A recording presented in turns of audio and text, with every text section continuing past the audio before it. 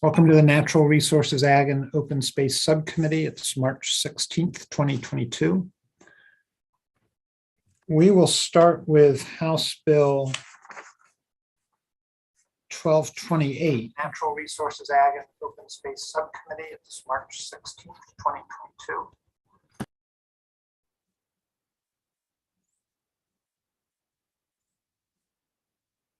Okay, I think that's solved. 1228. Patrick, there are amendments for 1228?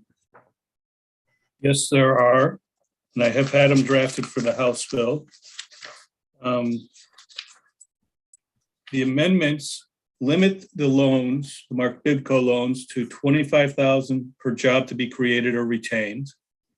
They strike the oyster shell recycling requirements and requires loan recipient to comply with existing oyster shell recycling program, alters the terms of loan forgiveness, alters eligibility terms from our Bidco financing under the bill, establishes a flat rate for recycling grants to restaurants and processors instead of a tiered rate, requires UMCs to evaluate the effect of spat size on oyster abundance, strikes the required $20 million appropriation for a new hatchery at UMCs, requires restoration, replenishment, and aquaculture activities in Eastern Bay with a $2 million appropriation, half for sanctuaries, half for public fishery in fiscal years 24 through 26, and then requires an evaluation every 5 years of that, and funding past 26, fiscal year 26 for the Eastern Bay project is contingent on that evaluation.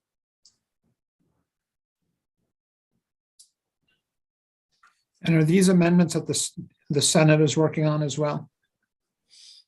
I believe so. We might.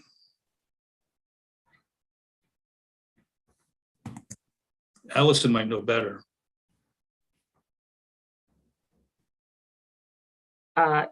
Yes, I do believe that the Senate committee was considering these amendments this afternoon. I'm not sure yet if they moved those amendments, but they were working on these amendments on the Senate side today as well.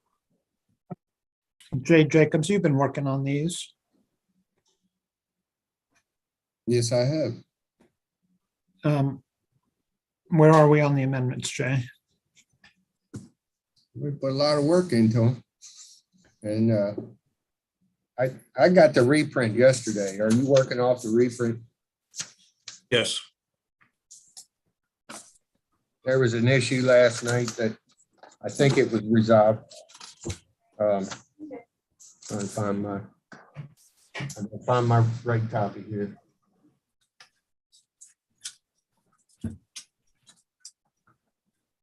It's had. I had it in my hand just a minute ago. There, here it is.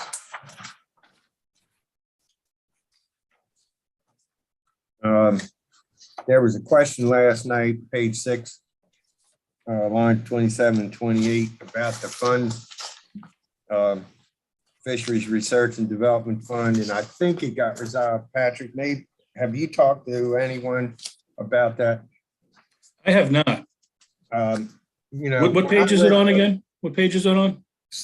Page 6 of 9, line 27 through and 28. I think that's existing language that's just moving. It is. But when I first saw that language, I was concerned that it was taking the port money, the shell money away from the individual counties.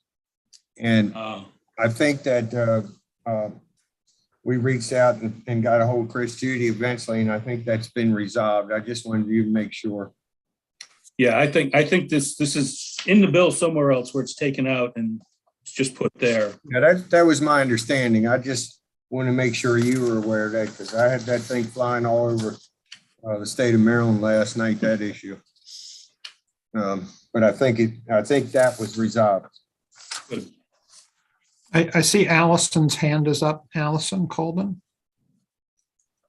Yeah, thank you, Mr. Chair. I just wanted to, I think this is what Delegate Jacobs and Patrick just talked through, but the section that was being referred to is just adding back in existing language that's already in law. So it's struck at the beginning of the bill, and I believe that the language that they're referring to just adds that back in. So it's not changing existing statute.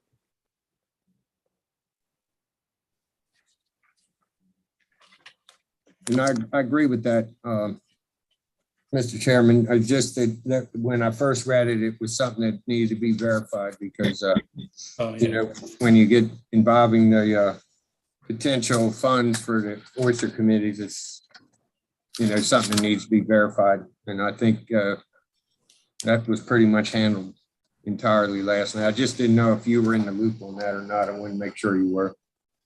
And for the record, it's 4101.9.1 on page 5 of 9 in the bill. In line 21 and 22, that language is being repealed and it has the exact same language Delegate Jacobs was referring to. So it's just restated elsewhere. All right. Any other discussion on the amendments?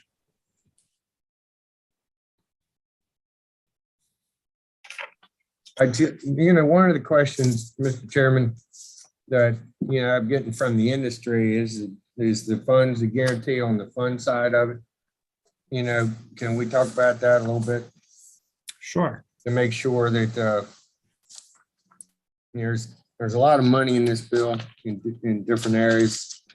I mean, I know what there's $1 million in there to potentially start up some new shucking house operations with Marbidco, $250,000 maximum loans, I believe they are.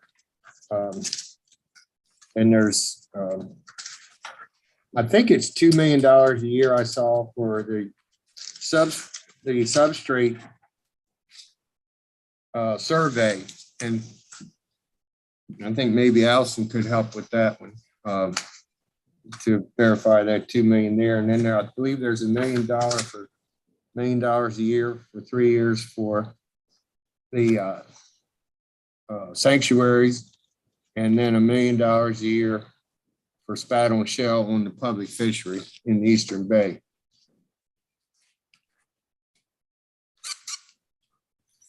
All right. Is that correct? Is that the way you read this, Allison? Sure. Yeah. So, Delegate, there's several different funding pieces to the bill, as you mentioned. The Marbidco loan program is, I believe, $1 million, and that is a non-revolving fund because of the loan forgiveness provisions that are included in that.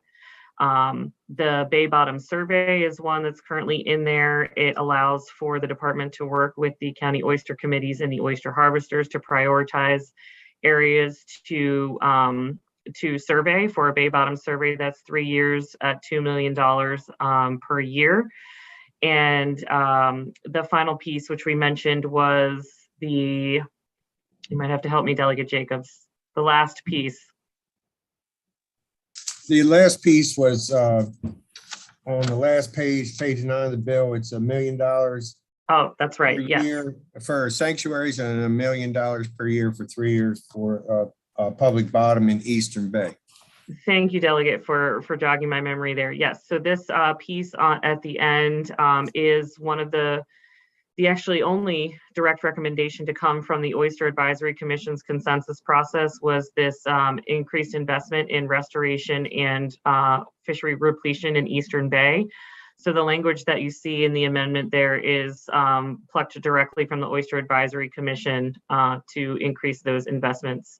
And as we talked about earlier, I believe it includes language that makes, after the first 5 years, additional investments contingent upon how well those programs are working out. And I forgot to mention also, $2.5 million would go to the Pearl, Morgan State University. That's right. So the Morgan State University Pearl is a Patuxent Environmental and Aquatic Research Lab located on the Patuxent River. They currently have a very small research hatchery, which supports research on oyster restoration, oyster genetics, some oyster fisheries support in the past as well. And I believe the bill includes $2.5 million to support some infrastructure upgrades to their hatchery to allow them to increase their production as well as increase their support for some of the research priorities that are included in the bill. Yes, and might I add, the industry was supportive of additional funding at Pearl for the expansion of their hatchery because of the salinity of the water on that side of the bay, or the location, I should say, at Patuxent. They felt it was a good site to invest that money, just so everybody knows. All right.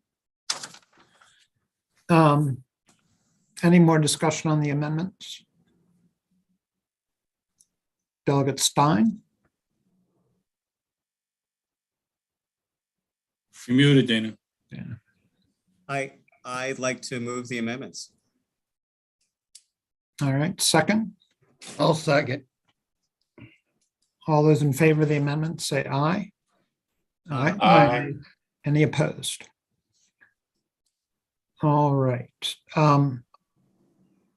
Steve McHenry from our BidCo, did you want to say something? No, sir, Mr. Chairman, I was just here to answer questions. Thank you for being here. All right, Patrick, can you give us an overview of where the bill is? Well, I think we just did that. As amended, we're all right. I mean, we authorize the loans, including, as Allison mentioned, the loan forgiveness.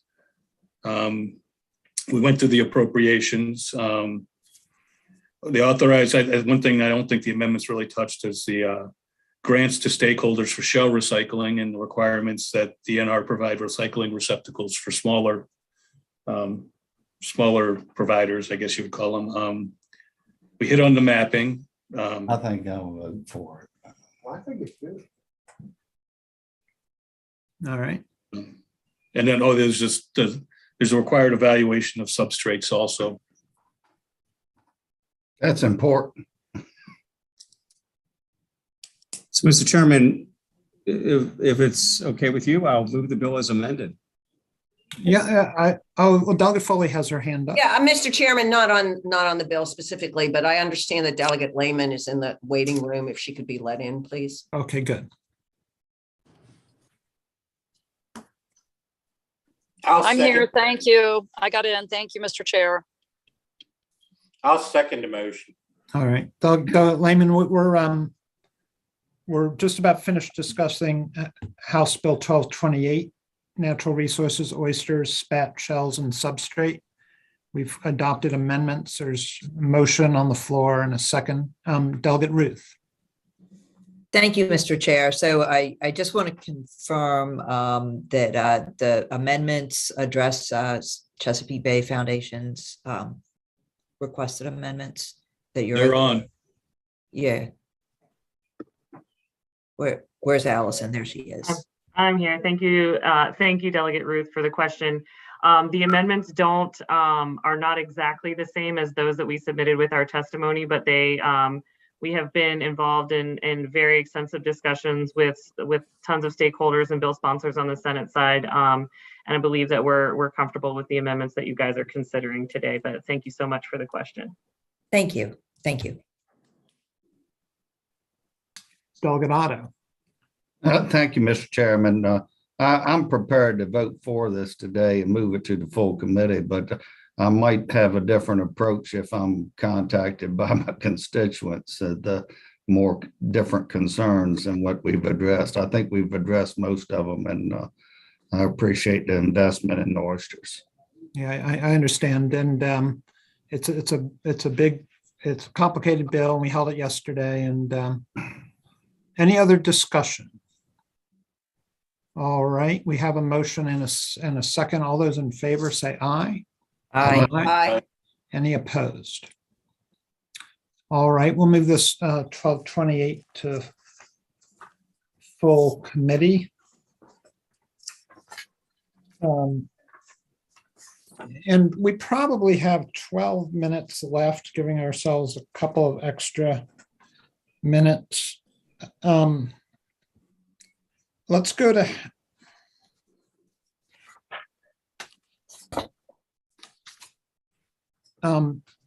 House Bill 874 is the Prince George's hunting bill. I think it's a local bill. If we want a long discussion, I don't think we want to do it right now, but Patrick, we have a letter. We have a letter and an amendment from the delegation. I'll move favorable. On the amendment, What? I'll second. on the amendment. Yes. All right, Patrick, what does the amendment do? It strikes the Sunday hunting out of the bill and leaves just the safety zone of 50 yards. All right, any discussion on the amendment? All right, all those in favor of the amendment say aye. Aye. Aye. Any opposed? All right, so Prince George's local hunting bill. Move favorable with amendments. Second. Any discussion? All those in favor say aye. Aye. Aye. Any opposed? All right, we'll move that one. House Bill 876, Maryland Forestry Education. Delegate Stein, you have amendments for that? Actually, I do. I was going to say I don't, but I do have an amendment it's an important amendment that takes the size of the fund down to $250,000. All right, we have a motion on that. I moved the amendments. I'll second. All right, all those in favor of the amendment say aye. Aye. Aye. All right, Dana, you want to explain your bill? As Sure. amended? It sets up the Maryland Forestry Education Fund to work with different constituents, be it forestry owners, municipalities, et cetera, on the value of good forestry techniques. And actually Gary Allen is on the call, so he can explain a little bit more as to how the fund would be implemented. So Chairman, if I could ask him to chat for a minute. Mhm. Thank you very much, Delegate Stein. My name is Gary Allen, President of the Maryland Forestry Foundation. The bill essentially creates a capability for the foundation to provide broader outreach through Maryland's forest district conservancy boards, helps enhance their capacity for forestry outreach. These boards were created about 80 years ago and have never had this particular purpose, which is their principal purpose, funded. So we're trying to enhance their capacity and also that of local green teams in local governments to do better outreach to their citizens. So broadly speaking, it's a bill to enhance people's understanding of the value of forests, the threat to forests, and how forest management actually can benefit the forest in the years ahead, sir. Thank you. Any other discussion? Do I have a motion? Move the bill as amended. Second. All those in favor say aye. Aye. Aye. Aye. Any opposed? All right. House Bill 960, Forest Mitigation Banks.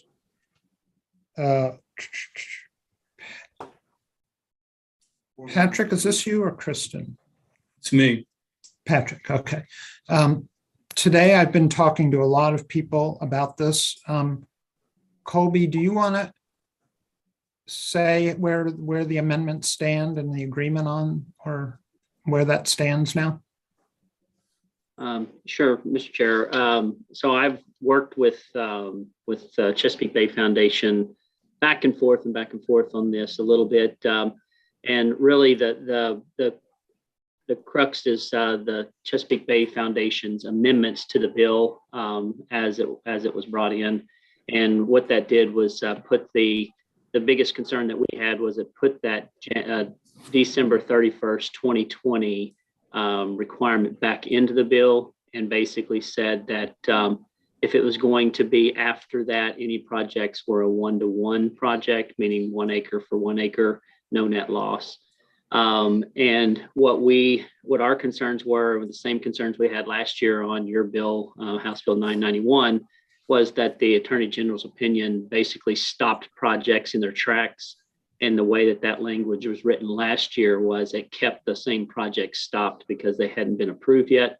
So the language that we came up with, and I believe, I don't want to speak for CBF, but I think that they're good with now, talking with Robin, I believe they're good now, is that it just would amend their one component of their amendment to say projects that were applied for or approved on or before December 30th, 31st of 2020. So it just puts those projects that have been hung in limbo for 3 years now to allow them to finish, but it doesn't allow any new projects under the old ways. right. And this bill obviously is only for a few years anyway, because it sunsets in a couple of years.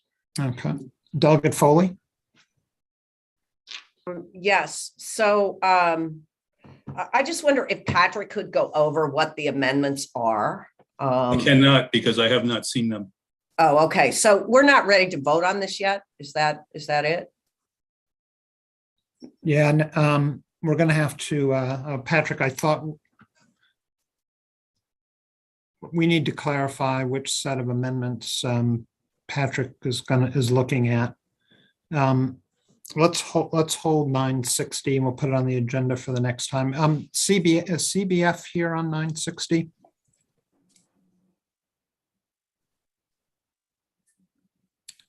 Yeah, there's really nothing to add. This is Doug Myers. Thank you, Mr. Chairman. Wait to see those amendments. Okay. All right, we'll hold 960. So, Mr. Chair, I will say that an email that I sent to you and to Patrick this morning attached the amendments to the Senate cross file, Senator Young's bill, which is the same as this bill. And it has CBF's amendments attached to that email, and then my additions is embedded in the email. So if you're having trouble finding out the amendment number, it's in that email. Okay. All right, it's 6 o'clock. I think we're going to have to end now. All right, everybody, thank you. Have a good day. See you later. Thank you. Good night.